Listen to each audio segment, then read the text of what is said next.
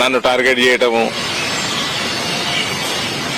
గూండాలను పంపించేసి ఇండ్ల మీద బండ్ల మీద టార్గెట్ చేసి అదేదో పసుపు రైతులు చేసినట్టు బదనాం చేయడం పసుపు రైతుల్ని. వీళ్ళందరి మీదకి వస్తా. ఈ మీడియా పైన మీరు ఎట్లా అడుగుతారు నేను చెప్తా. సరే, ఇవాళ మంచి పరిణామం, దాని గురించి మాట్లాడుకుందాం. ఫస్ట్ ఇది నేను రైతాంగానికి నా తరఫున తెలియజేసేది ఏంటంటే, ఇదేమి నా ప్రామిస్ ఫుల్ఫిల్ చేసి ఇది అంతిమం కాదు, ఇది ప్రారంభం. ఇది పసుపు బోర్డు వచ్చినందుకు ఇవాళ 37 సంవత్సరాల తర్వాత ఈ దేశంలో ఒక బోర్డు స్థాపన జరిగింది. ఎంత నమ్మకం పెట్టుకొని ప్రధానమంత్రి గారు మనకి ప్రసాదించిండు. మనము ఇవాళ ఈ పసుపు బోర్డు ప్రారంభమైనాక నాకు ఇంకింత బాధ్యత పెరిగిందన్న ఫీలింగ్ ఉంది. అట్లా అనిపిస్తా ఉంది. నూతన బోర్డుకి మొదటి చైర్పర్సన్ పల్లె గంగారెడ్డి గారు కూడా ఒక బలమైన రైతు కుటుంబం అయినది. ఒక సంవత్సరం క్రితం వాళ్ళ ఫాదర్ చనిపోయిండు. ఆయన కూడా బ్రహ్మాండమైన పసుపు రైతు. పల్లె గంగారెడ్డి కూడా మంచి పసుపు రైతు. అది కాకుండా ఏబీవీపీ నుంచి, యువమోర్చా నుంచి, భారతీయ జనతా పార్టీలో జిల్లా అధ్యక్షులుగా, యువమోర్చా అధ్యక్షులుగా, ఇప్పుడు రాష్ట్ర స్థాయి కార్యదర్శిగా నా ఎదుగుదలలో కూడా ఆయన మంచి పాత్ర ఉంది. ఒక matured person, good political being, అన్నిటికంటే ఎక్కువ బ్రహ్మాండమైన రైతు, పసుపు పైన పూర్తి అవగాహన ఉన్న వ్యక్తి, పసుపు పంటకి ఏ రకంగా వంగడాల దగ్గర నుంచి మార్కెటింగ్ దాకా, ఎక్స్పోర్ట్స్ దాకా పూర్తి అవగాహన ఉన్న వ్యక్తి పల్లె గంగారెడ్డి గారు. ఆయనకు కూడా నేను అభినందనలు తెలియజేస్తా ఉన్నా. ఇది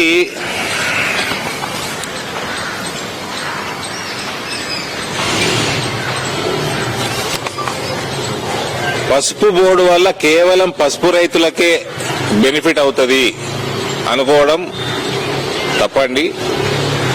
మన పసుపు బోర్డు వల్ల అనేక రంగాలు, అక్కడ పరిశ్రమలు, ప్రాసెసింగ్ యూనిట్ కానీ, ప్యాకేజింగ్ యూనిట్లు కానీ, ట్రాన్స్పోర్టేషన్ కానీ, హాస్పిటాలిటీ ఇండస్ట్రీ కానీ, ఇవన్నీ కూడా పెరిగే అవకాశాలు ఉన్నాయి.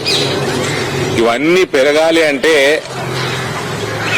ప్రమాణమైన బేసిక్ ఇండస్ట్రియల్ ఇన్ఫ్రాస్ట్రక్చర్ కూడా మనం అక్కడ చేసుకోవాలా. ఒకసారి ఇటువంటి ఇన్ఫ్రాస్ట్రక్చర్ డెవలప్ అయినప్పుడు, ఇటువంటి కల్చర్ డెవలప్ అయి, ఇండస్ట్రియల్ కల్చర్ డెవలప్ అయినప్పుడు పసుపుకు సంబంధించే కాదు, ఇతర ఇండస్ట్రీస్ కూడా వచ్చే అవకాశం ఉంటుంది. ఎందుకంటే నిజామాబాద్ ప్రాంతం, ఉత్తర తెలంగాణ ప్రాంతం పసుపు కాకుండా అక్కడ చెరుకు, మన ప్యాడీ, కాటను, అనేక పంటలు, అక్కడ అల్లము, రకరకాల వెజిటేబుల్స్, సన్ఫ్లవర్, ఇవన్నీ కూడా ఆ ప్రాంతంలో పండుతాయి. కాబట్టి స్టార్చ్ ఇండస్ట్రీస్ కానీ, ఎథనాల్ ఇండస్ట్రీస్ కానీ, ఇతర ఫుడ్ ప్రాసెసింగ్ ఇండస్ట్రీస్ కానీ ఒక కల్ట్ డెవలప్ అయ్యే అవకాశం ఉంది. అది ఇటువంటి కల్చర్ అక్కడ వచ్చే అవకాశం ఉంది. దీనికి తోడు ఆల్రెడీ జగరాన్పల్లిలో ఎయిర్పోర్టు ఆల్రెడీ శాంక్షన్ అయి ఉంది. రాష్ట్ర ప్రభుత్వం కొంచెం ప్రొయాక్టివ్ గా ఉంటే అక్కడ పనులు కూడా ప్రారంభమవుతాయి. దానివల్ల కూడా ఈ పంటలన్నిటికి కూడా మార్కెటింగ్ కి, ఎక్స్పోర్ట్స్ కి అవకాశం పెరుగుతుంది. ఈ అన్ని కూడా ఒక ఓవరాల్ ఒక కల్ట్ డెవలప్ అవుతుంది. ఇటువంటి డెవలప్మెంట్ వచ్చినప్పుడు విపరీతమైన ఉపాధి అవకాశాలు పెరుగుతాయి. మనకు ప్రత్యేకంగా మా ప్రాంతంలో బీడీ కార్మికులు ఎక్కువ. బీడీ యొక్క ఫ్యూచరు కొంచెం క్లారిటీ తక్కువ ఉంది. బీడీ ఫ్యూచర్ పైన, తంబాకు ఫ్యూచర్ పైన ఇంటర్నేషనల్ వాళ్ళు పెడుతున్న శాంక్షన్స్ వల్ల ఫ్యూచర్ పైన నమ్మకం తగ్గుతా ఉంది. అటువంటి వాళ్ళందరికీ కూడా ఒక ఆల్టర్నేట్ ఉపాధి ఇటువంటి ఇండస్ట్రియల్ కల్చర్ డెవలప్ అయినప్పుడు వస్తుంది. మనకి airport, railway connectivity as it is బాగుంది. ఇంకింత డెవలప్ అవుతా ఉంది. ఇప్పుడు ఆర్మూర్, ఆదిలాబాద్ ప్లస్ మహారాష్ట్ర నుంచి కర్నూలు, డోన్ దాకా మొత్తం తెలంగాణ మీదుగా పోతా ఉంటాయి. మాకు బోధన్ నుంచి బీదర్ కొత్త లైన్ ఏర్పాటు అవుతా ఉంది. ఇంకా రైల్వే నెట్వర్క్ ఇంకా బలమవుతుంది. మంచి హైవే, నేషనల్ హైవే మీద ఉంటుంది నిజామాబాద్ ప్రాంతం. కాబట్టి మంచి అవకాశం. గోదావరి నది ఒడ్డున పసుపు పండుతుంది. సో ఎటువంటి బేసిక్ రిసోర్సెస్ కి అక్కడ ప్రాబ్లం లేదు. మంచిగా పనిచేసుకుంటే ఈ బోర్డు ద్వారా కూడా అందులో ఈ ప్రాంతం నుంచి పల్లె గంగారెడ్డి గారు కావటం చైర్మన్ గా ఇది నిజంగా కూడా మంచి పరిణామం. ఆయన కష్టజీవి కాబట్టి ఆయనకు కూడా నేను ఆల్ ది బెస్ట్ చెప్తూ, దయచేసి ఇక్కడి నుంచి మనం పసుపు వెనుకకి చూసే ప్రసక్తే ఉండకూడదు. పసుపు రైతుల యొక్క ఆదాయం రాను రాను పెరుక్కుంటూ రెట్టింపు కావాలి అన్న ఒక ఆకాంక్ష నాలో ఉంది. ఇదివరకు కూడా గత 4-5 సంవత్సరాల్లో కోవిడ్ 2 సంవత్సరాలు మనకి ఇబ్బందికరంగా ఉన్నా కూడా మనం చేసుకున్న లాజిస్టికల్ సపోర్ట్ స్పైస్ బోర్డు ద్వారా గానీ, కేంద్ర ప్రభుత్వం ద్వారా గానీ, లాస్ట్ ఇయర్ మనం ఆల్ టైమ్ రికార్డ్ ప్రైజెస్ చూసినాం. పసుపు 18,000 రూపాయలు నిజామాబాద్ ప్రాంత రైతులకు కూడా రావడం జరిగింది. కాబట్టి ఇవన్నీ కూడా it is just the beginning. KCR Telangana రేంగానే తెలంగాణ ఏదో సాధించేసినా అని పోయి ఫామ్ హౌస్ లో అనుకున్నాడు. మనందరం తెలిసిన విషయమే. ఎవరిని పట్టించుకోలేదు. అది ఫ్రీ ఇస్తా, ఇది ఫ్రీ ఇస్తా, ఇది 4 రూపాయలు ఇస్తా అనగానే డెవలప్మెంట్ కాదండి. మీరు ఇన్కమ్ జనరేషన్ లేదు, ఒక ఇండస్ట్రీ లేదు, ఒక పవర్ సెక్టర్ లో ఒక యూనిట్ పెంచింది లేదు జనరేషన్. టోటల్ గా భ్రష్టు పట్టించి 6-7 లక్షల కోట్ల అప్పుల పాలు చేసి టోటల్ ఏదో తెలంగాణ నా సొత్తు అన్నట్టు వ్యవహారం చేసి, ఇది కాంగ్రెస్ వాళ్ళకు కూడా వర్తిస్తుంది. ఓ కాంగ్రెస్ పార్టీ ప్రీ ఇండిపెండెన్స్ అదొక ఉద్యమ పార్టీ. ఇండిపెండెన్స్ వచ్చినాక ఇప్పుడున్న కాంగ్రెస్ నాయకులంతా జాతీయ నాయకులు ఏదో మేమే తెచ్చేసినాము, ఇది మా ప్రాపర్టీ అన్నట్టు వ్యవహారం చేసి ప్రజలు 10 సంవత్సరాలు, 20 సంవత్సరాలు, 30 సంవత్సరాలు అవకాశం ఇచ్చారు. దాని తర్వాత తగ్గించుకుంటూ పోయినరు. ఇలా కాంగ్రెస్ 90% దేశంలో వాళ్ళకి ప్రభుత్వాలు లేవు, సరైన సీట్లు లేవు. ఏదో 1-2 రాష్ట్రాలు తప్ప, అది కూడా బై ఫ్లూక్ తెలంగాణ గెలిచారు వాళ్ళు.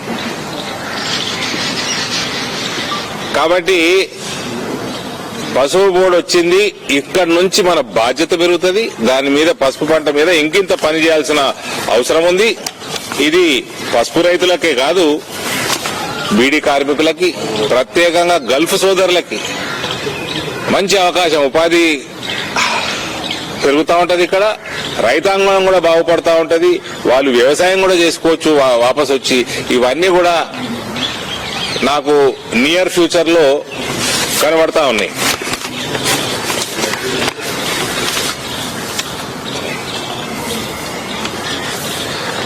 సో మరొకసారి ఇవాళ సంక్రాంతి రోజు ఇంత మంచి డెవలప్మెంట్ అయినందుకు ప్రధాని నరేంద్ర మోదీ గారికి, ఈ మొత్తం ప్రయాణంలో అమిత్ షా గారి పాత్ర పసుపు బోర్డే కాదు, పసుపు యొక్క దిగుమతులు తగ్గించడంలో, పసుపు యొక్క ఎగుమతులు పెంచడంలో, పసుపు యొక్క central office, head office Nizamabad లో రావడంలో అమిత్ షా గారి పాత్ర కూడా పెద్ద ఎత్తున ఉంది.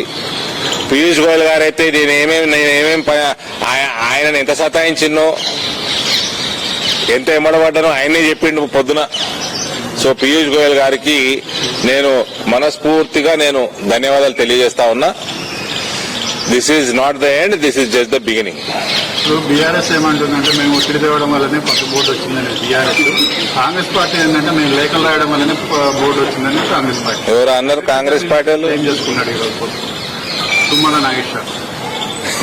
ఇగో ఎడ్ల బండి పోతా ఉంటుంది, చక్రం తిరుగుతూ ఉంటుంది కదా, దాని మీద తుమ్మల నాగేశ్వర అన్న ఈగ ఆలిందట. ఈగ ఆలి ఆ చక్రం తిరుగుతా ఉంటే అది కూడా గిరగిర తిరుగుతా ఉంటే నేనే తిప్పుతున్నా ఆ చక్రం అనుకున్నదంట. ఈ తుమ్మల నాగేశ్వరరావు ఒక వయసు మీద పడ్డ చిలిపి చేష్టలు పోలే. ఆయన ఏ పార్టీలో ఉన్నాడు ఆయనకన్నా తెలుసా? ఇప్పటికి 3-4 సార్లు వయసు వచ్చిందా నీకు? పార్టీలు మారుతా ఉన్నావు ఇంకా. వీళ్ళు ఎట్లాంటి వాళ్ళు అంటే ఈయనకంటే ముందు ఎవరు ఉండే, ఆయన నల్గొండ ఆయన వ్యవసాయ మంత్రి నిరంజన్. వీళ్ళకి సొంత భూములు ఉన్నాయి, వీళ్ళు మినీ కేసీఆర్. వాళ్ళు మహబూబ్ నగర్ ఆయనది. అదే గట్లుంటుంది వీళ్ళు మంత్రులు. వాళ్ళు ఏ జిల్లాలో కూడా తెలియదు మాకు. మళ్ళీ మేము యాక్టివ్ పొలిటీషియన్, ఇలా పోర్ట్ఫోలియోలు తెలియదు, వీళ్ళు ఎక్కడికి వస్తారో తెలియదు. ఈ ఫ్యామిలీ రూల్డ్ పాలిటిక్స్ అంటే గిట్లుంటాయి. వీళ్ళకట వాళ్ళ వ్యవసాయ క్షేత్రంలో వ్యవసాయం చేస్తారట, బయట మాత్రం వేరే పొలాలలో కోరు, వేరే రైతులను పట్టించుకోరు. కేసీఆర్ బాపతి ఇదంతా. So silly comments, silly fellows. Tummala Nageswara Rao, నువ్వు తెలుగుదేశంలో ఉంటివి, నువ్వు కాంగ్రెస్ లో ఉంటివి, ఉన్నావు బీఆర్ఎస్ లో ఉంటివి. ఎప్పుడు రాయలే లేఖలు? ఇప్పుడే రాస్తావా? అప్పుడు చదువు రాలే? లేదా హరీష్ రావు అగ్గిపెట్ట దొరకనట్టు నీకు పెన్ను దొరకలేదా? ఊకే వయసుకు తగ్గట్టు బిహేవ్ చేయవా? బీఆర్ఎస్ అంటుంది మేము ఒత్తిడి తేవడం వల్లనే అరవింద్ తెచ్చిండేది, లేదంటే మా భయంతో అరవింద్ తెచ్చిండు. అంటే నా చేతి పెట్టి బాండ్ పేపర్ చేతి పెట్టి దిద్దిర్రా? ఓలు పట్టుకుని చేతులు అది టీఆర్ఎస్ కెళ్ళి ఓలు పట్టుకున్నారు, చేతు దిద్ది ఇచ్చిర్రా నాతోటి bond paper. From bond to board, ఇది ఒక ప్రస్థానం. ఇది బీఆర్ఎస్ బాండ్ రియలైజేషన్ అయింది. బాండ్ రియలైజేషన్ ఇప్పుడు బీడీ పరిశ్రమ బీఆర్ఎస్ అన్నది బ్రదర్ ఊకే అడిగి అది భూస్థాపితం కాబోతున్నది. భూస్థాపితమయ్యే సమితి అది. దాని గురించి ఊకే అడిగి మాట్లాడి కూడా టైం వేస్ట్. ఆమె జైల్లో వచ్చింది, మళ్ళీ ఎప్పుడు పోతుందో తెలియదు. ఇవాళ అన్న జైలుకి పోతాడు తొందరగానే, పోయే లక్షణాలు పుష్కలంగా కనబడి. అయినా ఈ సంక్రాంతి నాడు ఊకే బీఆర్ఎస్ అని బేవకూఫ్ల గురించి అడుగుతాయి. పరిశ్రమ అనేది నిజామాబాద్ జిల్లాలో ఒక కుటీర పరిశ్రమ లెక్క ఉన్నది. అయితే పసుపు బోర్డు రావడం వల్ల ఆల్టర్నేటివ్ ఎట్లా మారుతుంది అంటే వాళ్ళు ఈ పసుపు అంటే ఉపాధి, వాళ్ళకు ప్రయోజనం ఏంటి? ఉపాధి. End of the day it is an income, alternate source of income. తంబాకుది యొక్క ఫ్యూచరు బ్రైట్ కనబడతలేదు. For various health hazards, international sanctions. కాబట్టి వాళ్ళకు కూడా ఆల్టర్నేట్ సోర్స్ ఆఫ్ ఇన్కమ్, మంచి బలమైన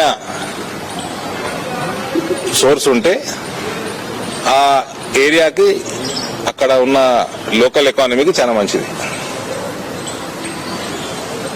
ఏ ధైర్యంతో చిన్నప్పుడు బాండ్ అనిపించిందా ఆ రోజు సక్సెస్ చేస్తామని? పూర్తి నమ్మకం ఉండే, నాకు పూర్తి నమ్మకం ఉండే. ఇది కాంగ్రెస్ పార్టీ వాళ్ళకు కానీ, ఈ బీఆర్ఎస్ పార్టీ వాళ్ళకు కానీ, వీళ్ళకి ఎంతసేపు రాజకీయాలు, అవినీతి, పైసలు సంపాదించుడు, సొంతంగా పెరుగుడు, వీటి మీద దృష్టి ఉండే కానీ ప్రజల మీద ఎన్నడూ లేకుండే. అందుకని వాళ్ళ పరిస్థితి ఇట్లా తయారైతా ఉంది దేశం మొత్తం.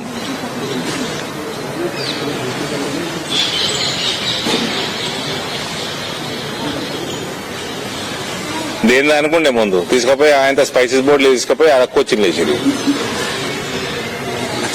కేరళకి వెళ్ళి స్పైసెస్ బోర్డుకి 1% ఇన్కమ్ కూడా ఉండదు, తీసుకుపోయి ఆడ పెట్టేది వీళ్ళు హెడ్ ఆఫీస్. ఇప్పుడు దానికి దీనికి లింక్ ఉంటుందా? ఓన్లీ ఇది కోఆర్డినేషన్ ఉంటది, ఆయుష్ మినిస్ట్రీ తోటి ఉంటది, కామర్స్ మినిస్ట్రీ తోటి ఉంటది, స్పైసెస్ బోర్డ్ తోటి ఉంటది, ఫుడ్ ప్రాసెసింగ్ మినిస్ట్రీ తోటి ఉంటది, రైల్వేస్ తోటి ఉంటది, ఎనీ కైండ్ ఆఫ్ ట్రాన్స్పోర్టేషన్ తోటి ఉంటది. 10 ఏళ్లుగా నిజామాబాద్ జిల్లా కేంద్రంగా పసుపు బోర్డు మీదనే రాజకీయాలు నడిచాయి.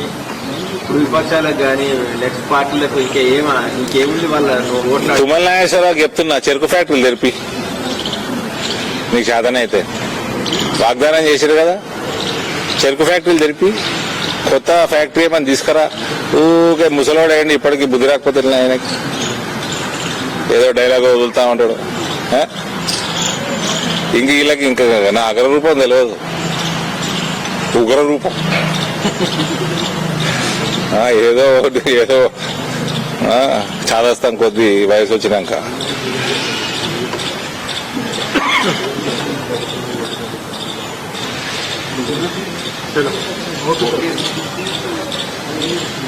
Thank you.